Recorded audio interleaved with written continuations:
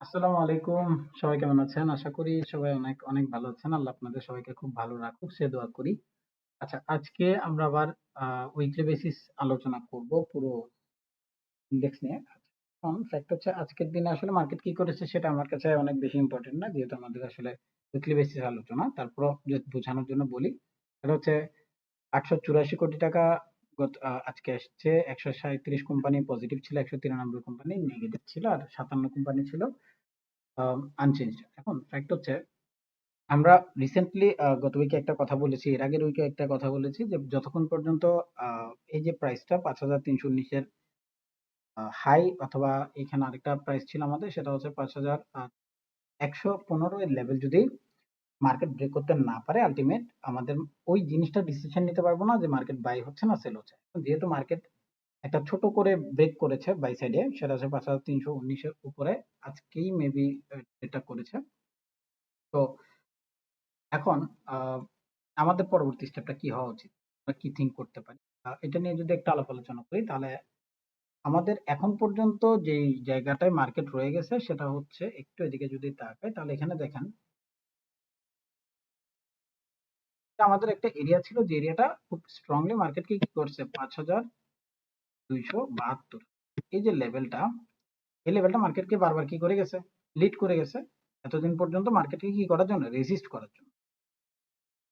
তো ৫,২৭২ এর যে লেভেলটা এতদিন রেসিস্ট করছে, ওটা মার্কেটকে কি করবে, লিড করবে বাই করানোর জন্য সামনের দিন। এখন পর্যন্ত আসেনি মার্কেট। আজকে আমাদের যে এরিয়াটা ছিল যেখান থেকে পড়ার কথা, মোটামুটি ওখান থেকে আবার রিটেস্ট করে পড়ছে। আচ্ছা, সেটা কোথায়, সেটা হচ্ছে এইখানে দেখেন, এখানে একটা বাইস ভার্সা লেভেল।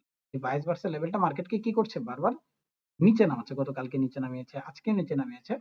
তো এইটা মার্কেটকে কি করতে পারে, কম বেশি রিটেস্ট করিয়ে এখানে আসবে। এখন ফ্যাক্ট হচ্ছে, যেহেতু সে উপরে ব্রেক করেছে কিন্তু ক্লোজ করেনি, খুব খেয়াল করেন জিনিসটা, যেহেতু সে ক্লোজ করেনি সেক্ষেত্রে আমাদের এখন পর্যন্ত একটা পার্ট বাকি রয়ে গেছে, সেটা কি, ব্রেক। ঠিক আছে, শুধু ব্রেক করলে হবে না, সাথে কি করতে হবে, ক্লোজ করতে হবে। তো সে তো ক্লোজ করেনি, যেহেতু সে ক্লোজ করেনি সেক্ষেত্রে এখন পর্যন্ত কিছুটা রিট্রেসমেন্ট আমাকে আশা করতেই হবে। কারণ এখানের দিকে যদি তাকাই, আমরা এখানে একটা ডাব্লিউ প্যাটার্ন পাচ্ছি যেটাকে সে এই জায়গাটা ব্রেক করছে। তো এটা আমার কাছে একটা সলিড রান, যে প্রাইস এটা এখন পর্যন্ত সলিড। যদি যদি প্রাইস এটা নিচে ট্রেড করে ফেলে, সেক্ষেত্রে হচ্ছে আমি এটাকে কনসিডার করবো, যেভাবে আগেও বলেছি এখনো বলছি, ততক্ষণ পর্যন্ত আমি আসলে এটাকে সেল হিসেবে বিবেচনা করতে পারছি না, যতক্ষণ পর্যন্ত এটা দেখেন এখানে ট্রেড করছে ঠিকই কিন্তু ক্লোজ করেনি। একজ্যাক্ট এখানে সে ট্রেড করছে কিন্তু ক্লোজ করেনি। তো যখন সে ক্লোজ করেনি এই জায়গায়, সে কি করছে, উপরের দিকে দৌড় দিছে। যখন সে এখানে ক্লোজ করেনি, সে কোথায় দৌড় দিতে পারে, নিচের দিকে দৌড় দিতে পারে।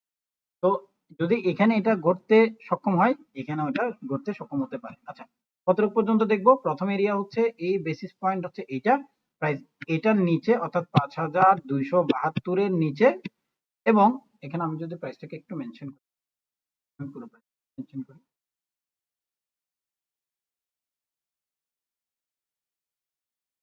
এটা এটা হচ্ছে ৫,২৫৬ থেকে ৫,০৩২। এখানে আসবে, এখানে আসার পর আমরা একটা ডিসিশন পাবো যে মার্কেট আসলে কি করতে যাচ্ছে, বা পরবর্তীতে আমাদের কি ডিসিশন হওয়া উচিত। কেন, জায়গাটা বেশি ছোট, ১০০ পয়েন্টের কাছাকাছি, ৫,৩১৮, ৫,২৫০। এই যে ব্যাপারটা, এটা অনেক ছোট্ট একটা জায়গা, কিন্তু মার্কেট অলরেডি এখানে দেখেন, এখান থেকে যদি হিসাব করি মোটামুটি ৮-১০ দিন এখানে অলরেডি কি করে ফেলছে, স্টে করে ফেলছে। আমরা যদি এখানে তারিখটা দেখি, এটা কত, ১২ এপ্রিল থেকে আজকে ২৩ এপ্রিল, পুরো ১০ দিন এখানে প্রাইস কিন্তু কি করছে, ঘোরাফেরা করছে। তো প্রাইস এখানে এসে মার্কেটকে লিড করে উপরের দিকে নিয়ে যেতে পারে, এটা অনেক বড় কোনো ইস্যু না। মার্কেট যে কোনো কিছুই করতে পারে, মার্কেট যে কোনো রকমের ডিসিশন নিতে পারে। তো মার্কেট যদি আগামীকালকে এটা যদি আজকে ক্যান্ডেল রেড করতো, পসিবিলিটিস এখন পর্যন্ত ছিল যে সে কি করতে পারে, নিচের দিকে 100% আসবে। যেহেতু করেনি, একটা নাটকীয় মানে ক্লোজিং হয়েছে, এটা হচ্ছে 0-0 পয়েন্টে, একদম মানে যেখানে শুরু ওইখানেই শেষ। তো ওই জন্য আসলে অনেক ডিসিশন স্ট্রিক্টলি নিতে পারছি না। যে তারপর আমি কেউ কম বেশি তো মার্কেটকে নিচের দিকে চিন্তা করতেই পারি, যেহেতু মার্কেট এখান থেকে একটা সেল করে এটুকু পর্যন্ত আসছে, এবং প্রিভিয়াস হাই কেউ ব্রেক করছে যদিও। তারপর জাস্ট কম বেশি একটা রিট্রেসমেন্ট আমি আশা করি, সেটা হচ্ছে ৫,২৭২ পর্যন্ত আশা করি আপাতত, পরেরটা পরে। এখান থেকেও মার্কেট যদি ঘুরে যায়, অনেক অবাক হওয়ার কিছু নাই। তো আমরা এখন কি চিন্তা করছি, মার্কেট আগামী সপ্তাহে যে কোনো